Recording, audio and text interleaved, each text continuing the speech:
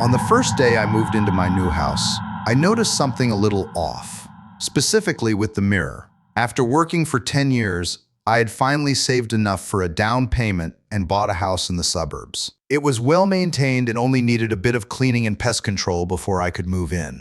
Although the location wasn't very convenient, requiring a 2-bus ride to the nearest subway station, the price per square meter was much cheaper than in the city center. Anyway, a man in his 30s should have his own house. The mirror in question was situated above the bathroom sink. When standing in front of the sink, you could see your upper body in the mirror. But what exactly was wrong with this mirror? Every time I finished washing up and looked into the mirror, I noticed a barely perceptible distortion in my face.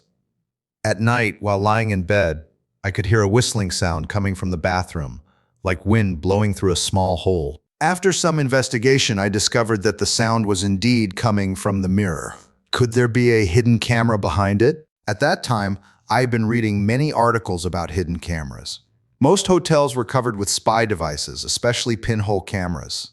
Some hidden in TV set-top boxes, others in socket holes, lights, or even behind mirrors. When you're in the bathroom undressing, these cameras could be secretly recording your every move, making it hard to guard against. I decided to take down the mirror to check if there was a hidden camera behind it. The mirror was embedded in the wall, making it quite inconvenient to remove.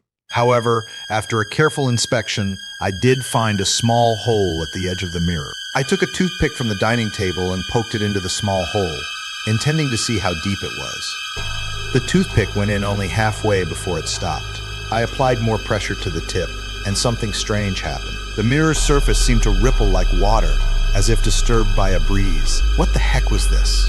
Some kind of effect. I couldn't help but reach out to touch the mirror. To my surprise, it wasn't the hard glass surface I expected, but something soft and elastic. What did it feel like? Exactly. It felt like a woman's breast. Smooth and soft. More accurately, it felt like gelatin. Jiggly, neither solid nor liquid. I pushed my entire hand into the gelatinous substance. What happened next sent a chill down my spine. Even though the surface of the mirror was rippling like water, it still reflected me, the bathroom, and the sink. But once my hand entered the mirror, it vanished into the reflected, illusory world. The scene was eerily reminiscent of Sadako crawling out of the TV. Terrified, I yanked my arm back, scrambled out of the bathroom, and bolted into the bedroom, diving under the covers. Protect me! Blanket, I thought, pulling the covers over my head. My mind raced. Was I dreaming? This could be easily tested. I pinched each of my 8 abdominal muscles one by one, and each pinch hurt, proving I wasn't dreaming. So, was there something wrong with the mirror, or was I hallucinating? Or could it be a supernatural event? Once I calmed down, I ruled out the supernatural. After all, I was a graduate student in a STEM field. How could I believe in something as fantastical as Sadako? But the scene of my hand entering the mirror was undeniably similar. Sadako came from the illusory world into the real world, whereas I went from the real world into the illusory world. Either way, I had to investigate further. I turned on all the lights in the house, put on a raincoat, donned a helmet, and armed myself with a frying pan. Returning to the bathroom, I saw the toothpick still lodged in the small hole, and the mirror was as calm as ever. I reached out to touch the mirror again, and ripples appeared once more. Taking a deep breath, I continued to push my hand through. As my entire hand entered the mirror, it immediately appeared in the reflected virtual space. I carefully felt around, and neither my hand nor my arm encountered any resistance. Pressing closer to the mirror, I extended most of my arm inside. At this point, my hand touched the toothbrush in the mirror. A sudden idea struck me, and I grabbed the toothbrush, pulling my arm back out. Comparing the two toothbrushes, they were identical. I even tried brushing my teeth with the mirror toothbrush. It worked just as well as the original. The only difference was that the mirror now lacked a toothbrush. The mirror's surface was calm again, and apart from the missing toothbrush, everything seemed normal. Using the same method, I extracted the toothpaste, an automatic 720-degree shaver, men's exfoliating face wash from the mirror. I emptied the contents of the mirrored sink. In my real world, every item now had a duplicate. The scene was somewhat eerie. I tested all the items. They worked perfectly indistinguishable from the originals. Another idea came to me. I took $100 bill from my pocket and placed it on the crowded sink. The mirrored me did the same on the empty sink. But when I tried to reach into the mirror, my hand hit the surface painfully. Why couldn't my hand go through? Was it because of the money? Was the mirror that intelligent? I circled the mirror, trying to figure out what was going on, and then I noticed that the toothpick had fallen out of the hole. Could that be the reason? I recalled that the strange sound had also occurred when I inserted the toothpick earlier. Picking up the toothpick, I inserted it back into the hole. Sure enough, the mirror rippled again, and my hand passed through effortlessly. I easily retrieved the $100 bill from the mirror. I pulled the toothpick out again, and the mirror returned to its solid, glassy state. So, the small hole was indeed the switch. After slapping myself several times to ensure I wasn't dreaming, I laughed out loud. I placed the 2 bills in front of the mirror again. But this time, the mirror didn't reflect the money. It seemed I couldn't double my money infinitely. No matter, I could go to the bank tomorrow and withdraw more money to double it. At least my savings could increase significantly. After spending half the night experimenting, I was exhausted. I held the 2 bills in my hand and drifted off to a blissful sleep. The next day, I withdrew all my savings from the bank, roughly $2,000, and then took another $2,000 from my magic mirror. Now I had $4,000. This felt amazing. I knew I couldn't squander the money carelessly. Once it was spent, it was gone. Better to save it in the bank and maybe invest in something. After all, you need to manage your finances for your finances to manage you. With $4,000 in my pocket, I headed straight for the bank. On the way, I passed an ice cream truck and a thought occurred to me.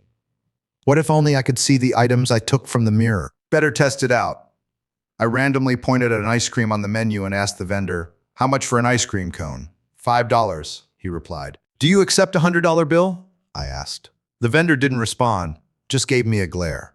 I pretended to look at the menu and picked an ice cream. "That'll be $5. The vendor pointed at the menu. "Cash or card?" I pulled a bill from the outer layer of cash, which came from the mirror, and handed it to the vendor. He took the money, and I felt relieved, thinking the money was valid. But the vendor glanced at it and handed it back to me. "Give me another one." My heart skipped a beat. Why? Was there something wrong with the money? Confused, I reached into my bag, pulled out another bill, and handed it over. This time, the vendor didn't hand it back.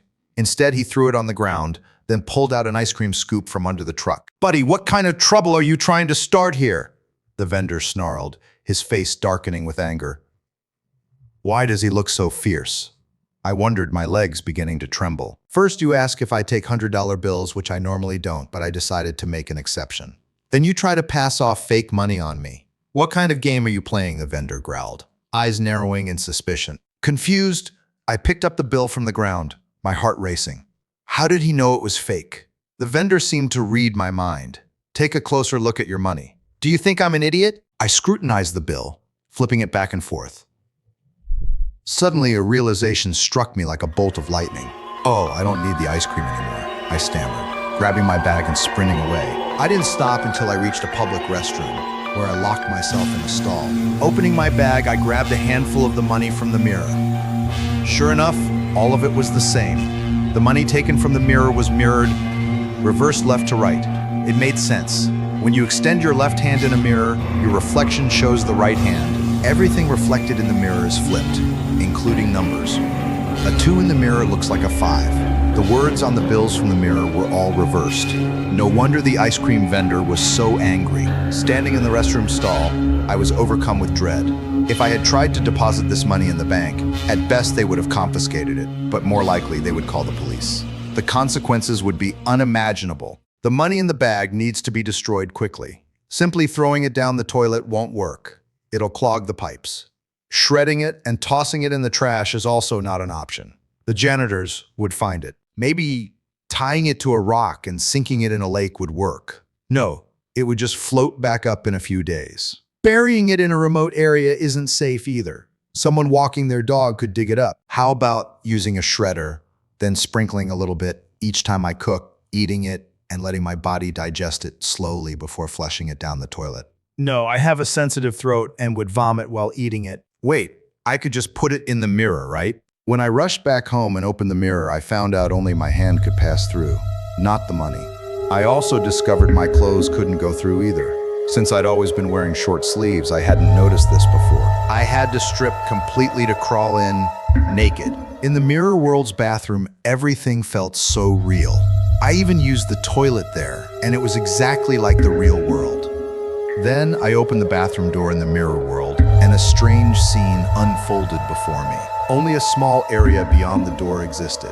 The rest was just darkness. In other words, the world inside the mirror is only as large as the space reflected by the mirror from the real world.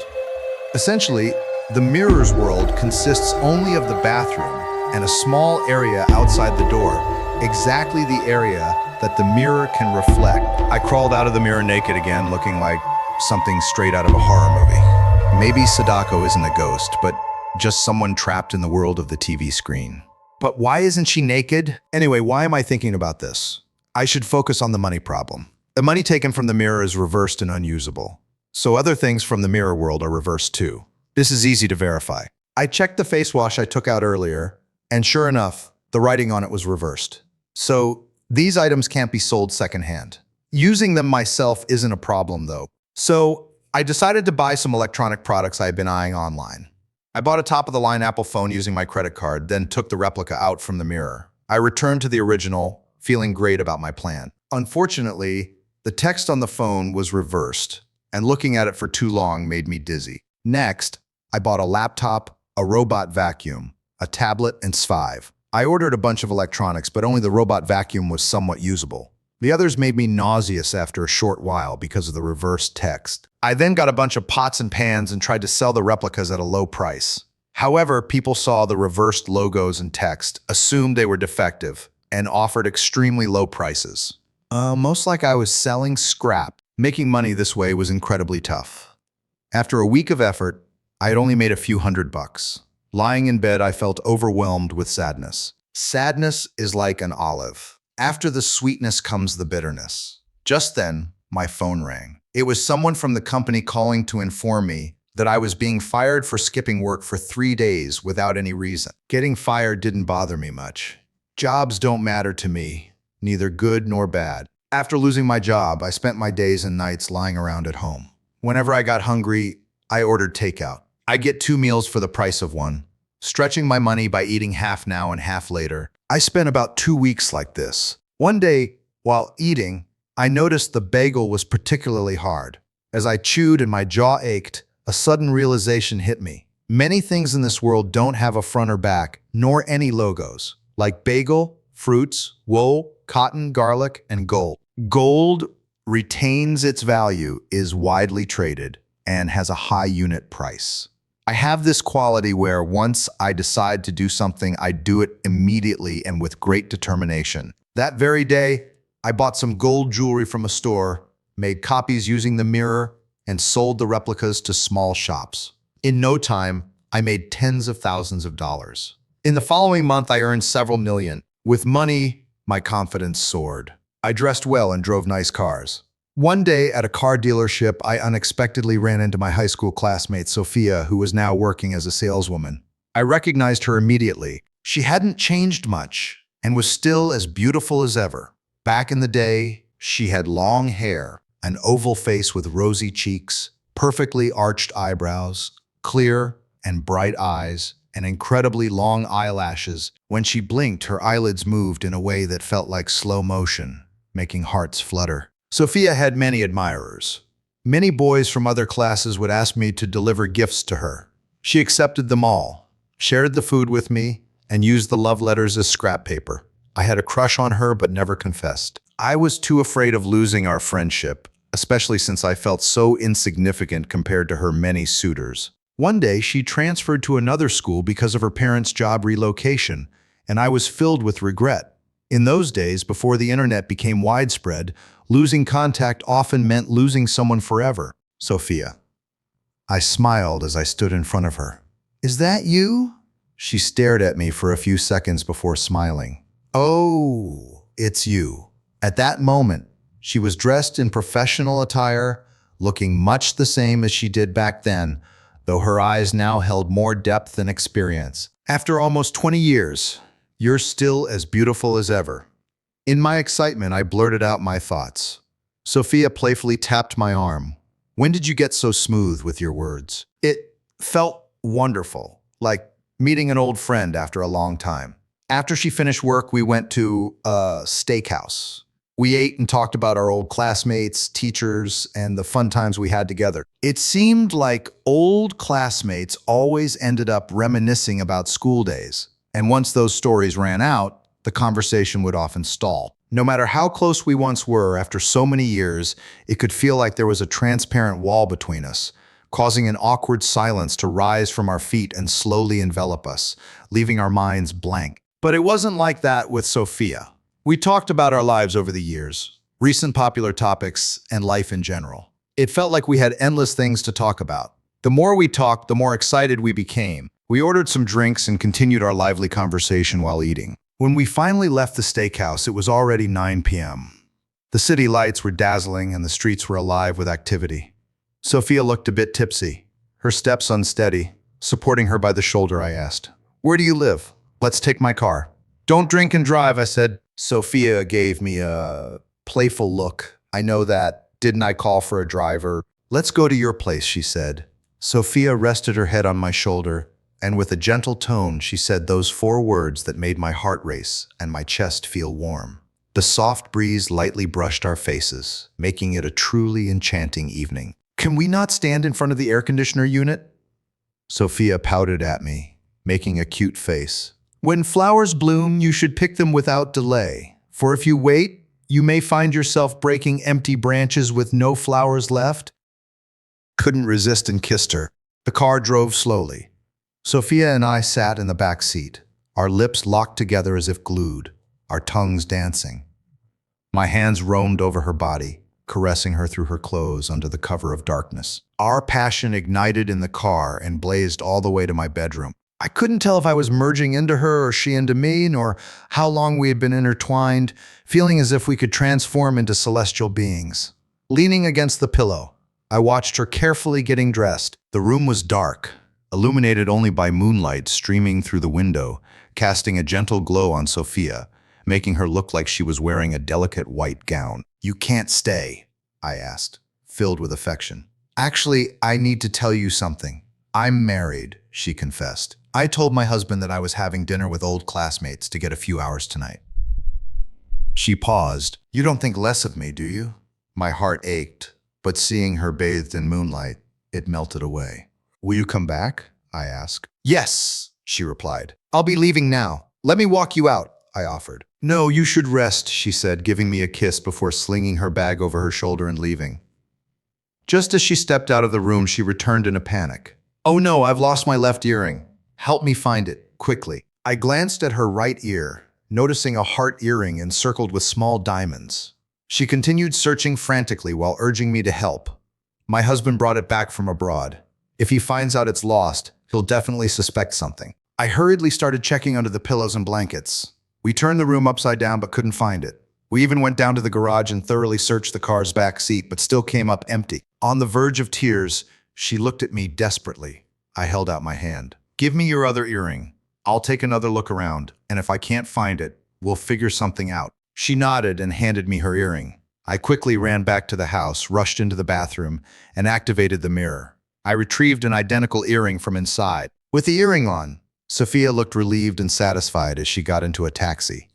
She waved her fingers at me in a goodbye gesture. We met up many more times after that, each encounter draining me completely. It felt like the relationship was destined to end eventually, much like how vampires perish in sunlight. Knowing our affair was wrong and that it could end at any moment, I put my all into every meeting, treating each one as if it were the last. 2 months later, that final day came.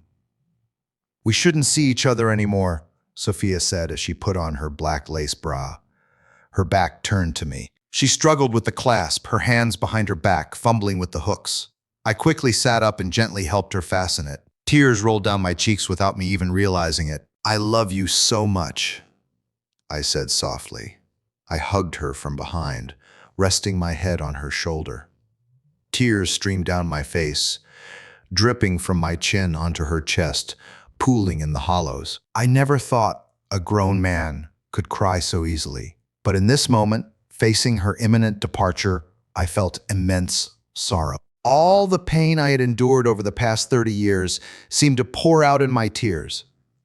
I had never loved a woman as much as I loved her, and I was willing to do anything to be with her. Love in this world is like a giant jar. No matter how well a fish can swim, it can't escape the jar unless it becomes a dish. "If there's a next life, can I be your wife?"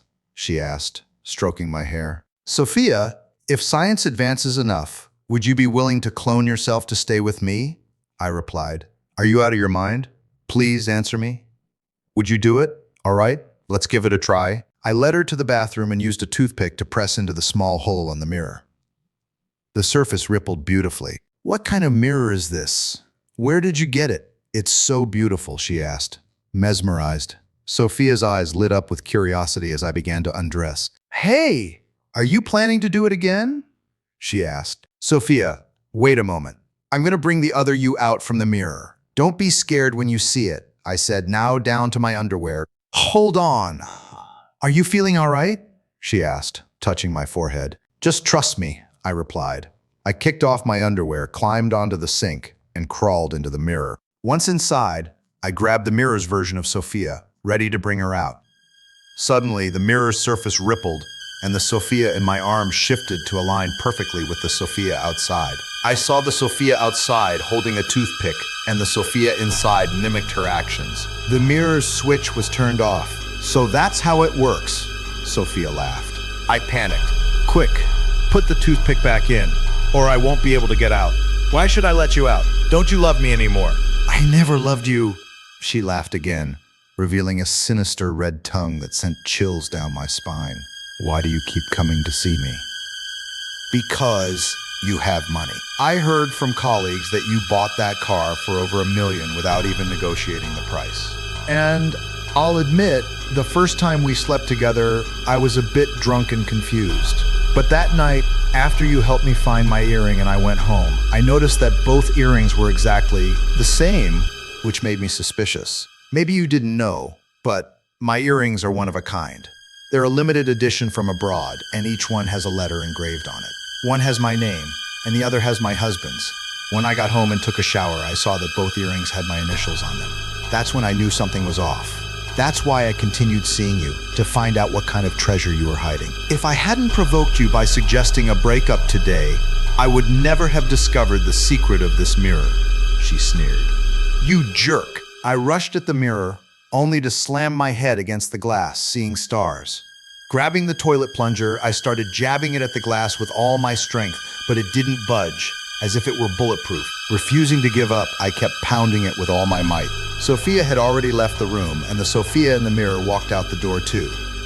Dropping the plunger, I quickly opened the door in the mirror and chased after her, only to find myself crashing into an invisible wall, collapsing to the ground. I was trapped in this virtual space, betrayed by my own trust. Hours later, I awoke, cold and hungry. That wretch had taken my clothes from the floor, and naturally, the ones in the mirror were gone too. Luckily, I had stashed a towel in the cabinet. I quickly wrapped it around myself and crouched on the floor, trying to figure out what to do next. About an hour later, I heard footsteps outside. With nowhere to hide, I stood up, clutching the towel.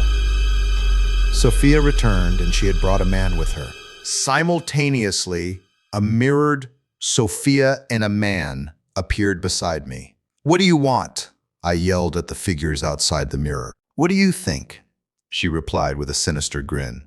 "Of course we're here to take your treasure," Sophia said, then turned to the man. "Honey, take this mirror home with us. We'll be rich." It was then that I noticed the man holding a toolbox. If they dismantled the mirror, I might be trapped inside forever. "No, don't. If you take it apart, it will break and lose its power," I shouted desperately. "Then you can stay here and die. Once you're gone, the mirror will be ours anyway," Sophia said coldly, before dragging the man away. For the next few days, they really didn't come back. I survived on tap water alone.